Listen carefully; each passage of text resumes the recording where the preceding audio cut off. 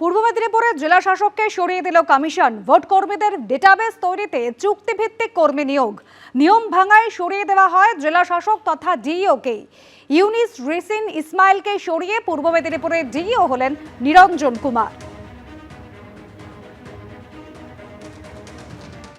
ভোটের আগে পাটুলি পূর্ব ফুলবাগান এলাকায় শুটআউট। এই মুহূর্তের অত্যন্ত গুরুত্বপূর্ণ খবর, গুলিতে একজন তৃণমূল কর্মীর মৃত্যু হয়েছে। মৃত্যু তৃণমূল কর্মী রাহুল দের।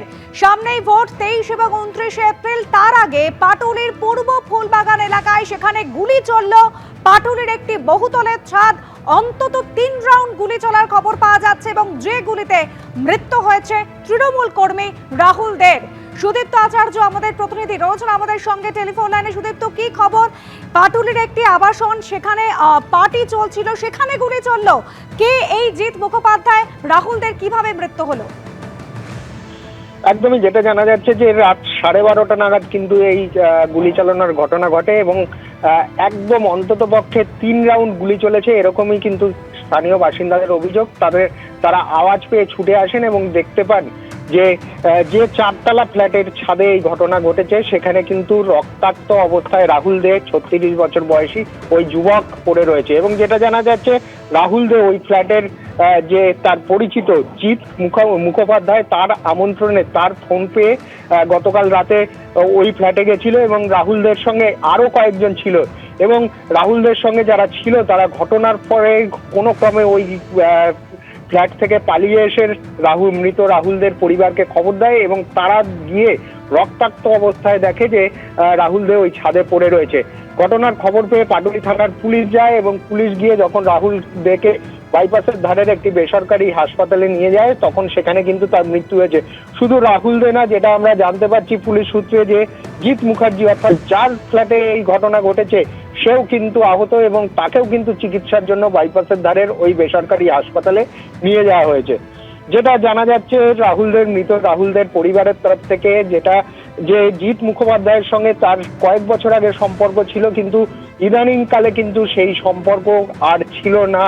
কিন্তু গতকালই হঠাৎ করে জিৎ মুখার্জি মৃত রাহুল দেকে তার ফ্ল্যাটে ডাকে এবং ফ্ল্যাটের ছাদে যখন গুলি চলার ঘটনা ঘটে তখন রাহুল দে, জিৎ মুখার্জি সহ আরো বেশ কয়েকজন সেখানে উপস্থিত ছিল বলে জানা যাচ্ছে এবং তারা খাওয়া দাওয়া করছিল।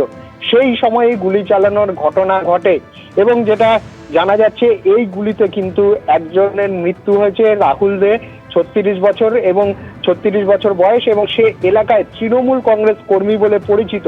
উল্টো দিকে জিৎ মুখার্জির সঙ্গে তার কি সম্পর্ক, কেন তাদের সম্পর্ক ছিল? এবং জিৎ মুখোপাধ্যায় যেরকম জানা যাচ্ছে সুদীপ্ত, গতকাল ফোন করে নিজের ফ্ল্যাটে রাহুলকে ডেকেছিলেন এবং একেবারে আবাসনের ছাদে কিন্তু খাওয়া দাওয়া চলছিল। সেই সময় গুলি চলল, তৃণমূল কর্মী রাহুলদের মৃত্যু হয়েছে, আহত হয়েছেন জিৎ মুখোপাধ্যায়। রাহুলদের ভাই কি জানাচ্ছেন শোনাবো। পরিচিত, কিন্তু অনেক দিনের কথা হয় না, অনেক দিন কথা বলে না। হঠাৎই আজকে কেন ডেকে নিয়েছে সেটা আমি জানি না। বহু বছর ওদের সঙ্গে কথা হয় না, হঠাৎই আজকে আমি শুনে এটাই অবাক হচ্ছি যে হঠাৎ কেন আজকে ওই বাড়ির ছাদে আমার দাদা বলছে যে এরকম অন্ধকারে কিছু ছেলে হঠাৎই উঠে আসে, এসে নাকি বলে যে এখানে কে আছে, এরকম কিছু একটা নাম ধরে জিজ্ঞেস করে, বাকি তারপরে নাকি এরকম ফায়ারিং হয়েছে। নিজের বাড়ির ছাদে ডেকে এনে ফায়ারিং, মানে তো এটা চক্রান্তই লাগবে। ঝামেলা ছিল না, কথা বলতো না অনেক বছর। চক্রান্তের অভিযোগ করছে নিহতের ভাই। সুদীপ্ত আচার্য আমাদের প্রতিনিধি রয়েছেন আমাদের সঙ্গে টেলিফোন লাইনে। সুদীপ্ত, একেবারে ভোটের আগে খাস কলকাতায় পাটুলির মতন একটা এলাকা, সেখানে আবাসনের ছাদে ভাবে 3 রাউন্ড গুলি চলল। একদমই এটাই কিন্তু এলাকাবাসীকে আতঙ্কগ্রস্ত করে তুলেছে, কারণ যেখানে এই ঘটনাটা ঘটেছে গতকাল রাতে সেখানে কিন্তু আগে এই ধরনের কোনো ঘটনা ঘটেনি এবং যেটা পরিবারের তরফ থেকে অভিযোগ করা হচ্ছে, যে সন্দেহটা প্রকাশ করা হচ্ছে যে দীর্ঘদিন কিন্তু তাদের মধ্যে কোনো সম্পর্ক ছিল না।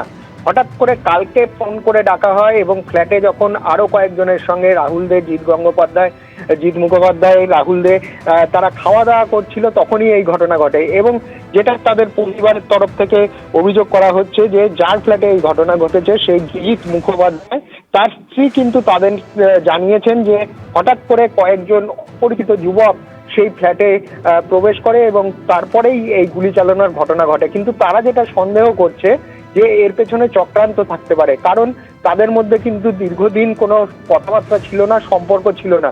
প্রশ্ন উঠছে, যেটা পুলিশ খতিয়ে দেখছে, যে কেন তাদের মধ্যে সম্পর্ক ছিল না, মাঝখানের কয়েক বছর সম্পর্ক ছিল না। তাহলে কি তাদের মধ্যে কোনো দ্বন্দ্ব হয়েছে? সম্পর্ক না থাকার পর কালকেই কেন ফোন করে ডাকা হলো এবং কালকেই এই ঘটনা ঘটলো? এই বিষয়গুলো কিন্তু খতিয়ে দেখা হচ্ছে।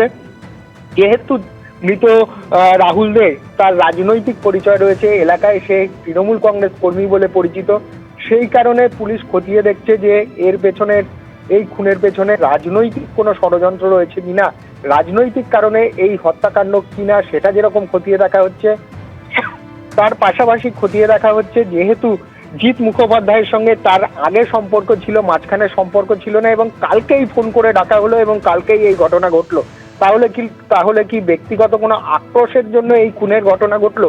এই পুরো বিষয়টা কিন্তু খতিয়ে দেখা হচ্ছে। এবং খতিয়ে দেখার জন্য কালকে রাত থেকেই কিন্তু, যেরকম পাটুলি থানার পুলিশ ঘটনাস্থলে প্রথম থেকেই ছিল, তার পাশাপাশি কলকাতা পুলিশের হোমিসাইড বিভাগের আধিকারিকরা যেরকম গেছে, ফরেন্সিক বিভাগের আধিকারিকরাও গেছে, এবং তারা যেরকম ওই ফ্ল্যাটটা খতিয়ে দেখছে, তার পাশাপাশি যেহেতু যার ফ্ল্যাটে এই ঘটনা ঘটেছে সেই জিৎ মুখার্জির স্ত্রীর তরফ থেকে বলা হচ্ছে বাইরে থেকে বহিরাগতরা গিয়ে এই ঘটনা ঘটিয়েছে, সেই কারণে ওখানকার ক্লোজ সার্কিট ক্যামেরার যে ফুটেজ, সেই ফুটেজও তারা যেরকম খতিয়ে দেখছে। তার পাশাপাশি মৃত রাহুলদের সঙ্গে আরো যারা ওই ঘটনাস্থলে ছিল, যাদের মাধ্যমে তার পরিবারের সদস্যরা খবর পেল যে এই রকমের একটা হত্যাকাণ্ডের ঘটনা ঘটে গেছে, খুনের মতো ঘটনা ঘটেছে, সেই যারা রাহুলদের বন্ধুরা সেখানে উপস্থিত ছিলেন, তাদের সঙ্গেও কথা বলে কিন্তু জানার চেষ্টা করছেন আদেও বাইরে থেকে কেউ গেছিল না, ওই যে ওখানে রাতে ছাদে রাহুলদের যে মুখোপাধ্যায় সহ আরো কয়েকজন ছিল, তাদের মধ্যেই কেউ কি এই গুলি চালনার কেউ বা কারা এই গুলি চালানোর ঘটনা ঘটিয়েছে কিনা, সেই পুরো বিষয়টা কিন্তু পুলিশ তদন্ত করে দেখছে, খতিয়ে দেখছে। একেবারে প্রত্যক্ষদর্শীদের জিজ্ঞাসাবাদ করে তদন্ত এগিয়ে নিয়ে যাচ্ছে পুলিশ। ধন্যবাদ সুদীপ্ত। এবিপি আনন্দ, এগিয়ে থাকে, এগিয়ে রাখে।